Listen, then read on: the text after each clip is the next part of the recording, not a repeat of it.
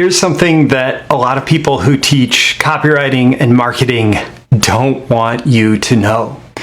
Even if you do a great job following their methods, even if you follow it to the letter and you launch your copywriting, your sales letter, your video, your landing page, your funnel, your campaign, whatever it is, you put it out in the market. Even if you follow their methods to the letter and you've done a good job and you're skilled, you're still likely to end up with failures. When you're launching marketing campaigns, you're still likely to end up with failures. And here's something else that you should know.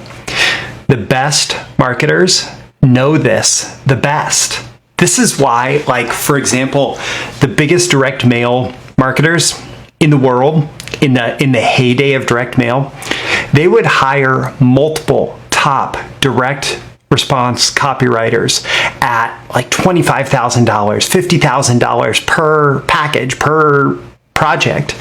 And they would hire these, and they would hire 2 of them, 3 of them, 4 of them, each at $25,000 each, plus the cost of mailing, to test all of them at once to see which one worked best, planning to only keep one, planning to only have one of those be the most successful package that they're then able to roll out. Because they knew, of course, that by finding the one that works best out of those 4 from these talented, highly qualified, high-quality copywriters, they would have something that could potentially, make up the losses from that initial test, plus much, much, much more. And so even if you know that you're going to fail, even if the best marketers know that they're going to fail the most often, it's what you do around that matters most. It's what you do around that matters most. Okay, so the best way to increase your marketing campaign success is to test. So you want to increase the chance you're going to deliver results for clients. Number one, you have to find clients who have a testing mentality, a testing attitude, a testing practice, a testing culture. Clients who are not just assuming that you're going to show up and have the perfect copy delivered from on high and in beams of light coming from heaven. And that, hey, we're all humans. We do our best. We create this marketing that we expect is going to work based on all of our experience, all of our learning, all of our best thinking, all of our research, all of our effort going into making the best possible campaign. But even so, all humans, especially copywriters, are fallible. We are fallible. We don't know exactly what's going to work. And I think that that's one of the wonderful things about marketing, and it's also one of the terrifying things about marketing, that we can do our best and we can have something that we're incredibly confident should work, but the market can just tell us, go back to the drawing board on that one. And so the best way to increase your chances of marketing campaign success for your business, for your client's business, is to test and to have that be built into your system, your process from the beginning. Now, I want to loop in a couple lessons that I got from Dan Kennedy, from Gary Bencivenga, from Perry Marshall, and hey, a little bit of my own reflection on all of that and how I've brought it together and integrated it into my own personal approach here. So, number one, Dan Kennedy. I still remember. I remember him being on stage at one of my very first marketing conferences, and he was showing off a $30,000 check that was for 1/3 of the fee for this project that he was working on. And he said, what makes it so that I'm able to get these big checks? Well, it's basically that I'm able to keep a straight face while I quote my fees. It's not that I'm guaranteed to give these people results. It's not that I'm guaranteed to create, magnificent, monstrous profits. Yes, I have a lot of experience. I know how to do it. But even then, I sometimes fail. But I have this simple agreement that when I'm doing this project with these clients, and these clients are able to justify this because they know if they create a success, they are able to make many times this back in profits. The simple agreement that I have with these clients is that, hey, I'll keep creating test versions of my copy for as long as you keep spending money on testing it. So Dan Kennedy taught, I will keep creating test versions of my marketing as long as you, the client, are going to keep spending money to test it. And so, hey, I recognize that not everything is going to be a winner out of the gate, and I'm going to try my best to make a winner out of the gate. And this is powerful and this is good. And yet, I know that even with 3 decades plus of experience at the time, that I'm not able to create a winner every single time. My friend and client and colleague Brian Kurtz said that he is 100% able to pick the winner in any marketing test after the test is complete and all the data has been gathered. And Brian ran a $100 million, $150 million a year direct mail and direct response marketing operation. So Dan Kennedy's lesson, keep creating test versions as long as the client is spending money to test it. What about Gary Bencivenga? Well, Gary Bencivenga, he actually said that a lot of times when he was working with clients, he would actually ask the client if he could create not 1, but 2 versions of the marketing to run in the initial test. And the first version that he would always create was he likes baseball metaphors. And so the first version was the base hitter, like that hitter that you put in the game when you need to get runners on base, right? It's the hitter who is very consistent about getting runners onto base. And so the marketing equivalent of that is the marketing that hits all the necessary sales points, that has kind of a proven, benefit oriented, hey, if you respond to this, if you want this benefit, this is what you need to do, right? And it's this very basic approach to marketing that, hey, this is most likely to be at least a profitable component of this test that we're running. And then the second version that Gary would want to test is a home run swing. So, Babe Ruth famously was not only the home run king, he was also the strikeout king. Like records for the number of strikeouts, number of times he was up to bat and got 3 strikes and went back to the dugout.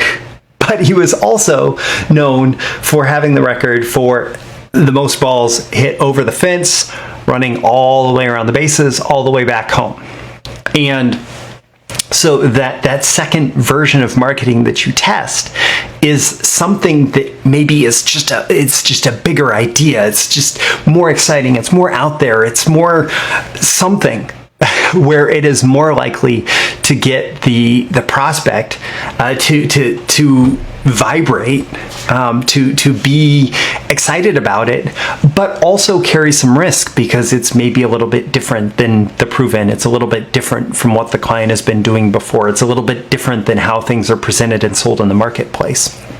So Gary Bencivenga's lesson was to create at least 2 test versions out of the gate, and one of them a much more reliable, maybe more benefits-oriented approach, and one of them something a little bit different that's designed to capture the attention in a new way. And if it works, it's probably going to work really big, but there's a chance it's not going to work as well.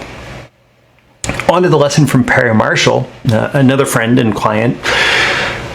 Perry wrote a book, 80/20 Sales and Marketing. Very big, successful book and very good book in terms of understanding marketing and understanding marketing math and understanding like how the economics of marketing works and what's important in marketing. So 80/20 Sales and Marketing, one of the things that he teaches in there is that like so many things in life, marketing results and marketing tests follow the 80/20 principle. Now, of course, the ratios can vary from test to test, but basically a small few is going to have outsized results compared to the trivial many.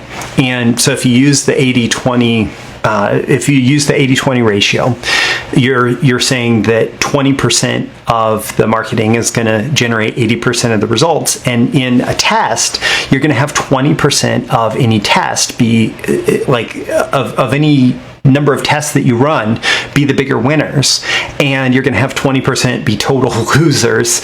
And so basically out of every 5 tests that you run, 1 is going to be a big winner, 1 is going to be a big loser, and the other 3 are probably going to test like in the middle. They're not going to make a big difference. Okay? But then this is where this gets really cool, is that Perry also teaches fractal 80-20, which is within the top 20%, there's another top 20%.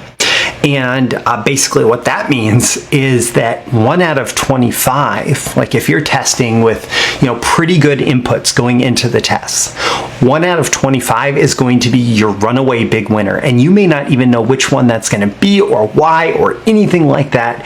But 1 out of 25 is going to be much more likely to just go off the charts and get you all the favorable economics and all the favorable response rate and all of that. And so if you are looking to increase your marketing campaign success, testing 25 different entry points into your marketing campaign is much more likely to find you that one that is the biggest winner versus testing, 1 thing, testing 2 things, right? So kind of bringing these all together, lessons I've learned, number 1, show up ready to test. Show up ready to test. Like with any marketing campaign, don't expect a winner out of the gate. It's great if you get a winner out of the gate, but even if you get a winner out of the gate, it's probably not the best thing that you could do. It's probably just the beginning. So show up ready to test whether you have something that doesn't work or something that does work. Always consider that first version only a test version. Always consider that first version only a test that you're going to use to learn from, to iterate, to create some new test, to improve upon, to just get better going forward. And then if traffic volume supports, so if you have a big enough email list, if you're spending enough money on paid traffic, whatever it is, if traffic volume supports, start by testing. Don't just start by testing like one thing, does this work, does this not, this binary on off, right? If traffic volume supports, say, does version A or version B work better? Or version ABC, or ABCDEFG, right? But start by testing, especially if you have enough traffic volume that you're able to get some statistical significance out of the gate. And with that in mind, it's a great thing to test the top of your funnel first. So what does that mean? Well, even if your funnel is email, sales page, checkout page, thank you page, the email is going to get the most eyeballs, right? And with the most eyeballs, you have the opportunity for the most actions, the most conversions, therefore the most data. And so if you test that email, you're going to get statistically significant results there earliest, and that's going to allow you to send more traffic to the next step, that sales page, where you can test there next because you have more eyeballs on that. And then you're going to test through to the order page, and then you're going to test through to the thank you page. So especially if you're testing for any kind of high traffic volume, test the first impression first, because there's usually the most impressions there, the most actions that are taken, the most conversions in terms of even just a click is considered a conversion in a test like this. And so being able to test all the way through gets you the most traffic and the most leverage in your initial testing. Now, alternatively, if you're just going to roll out like, okay, here's our thing. For example, I recently rolled out a funnel, and there was the sales page, the order page, the upsell page, the thank you page, all of that. And I found one spot in there that wasn't working as well as I expected. And so, of course, that turns into my first test. And so it's not necessarily that you're always testing the top of funnel first, but depending on what you're doing and the amount of traffic that you're driving to it, you may want to do that. Or if you have a high probability funnel, you just roll that out and you see, where maybe the stats are not exactly where you want them to be, and you grow from there.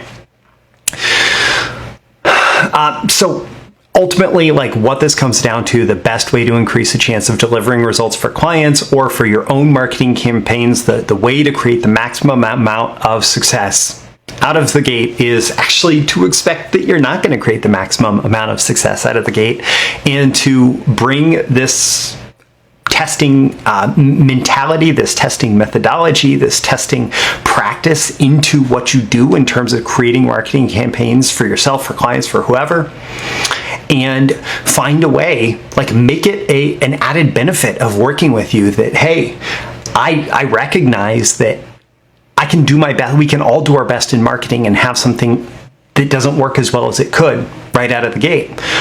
What makes me different is that I make sure to do the testing required to not just start with a high probability winner, but to increase success as we go forward, as we continue to use this marketing.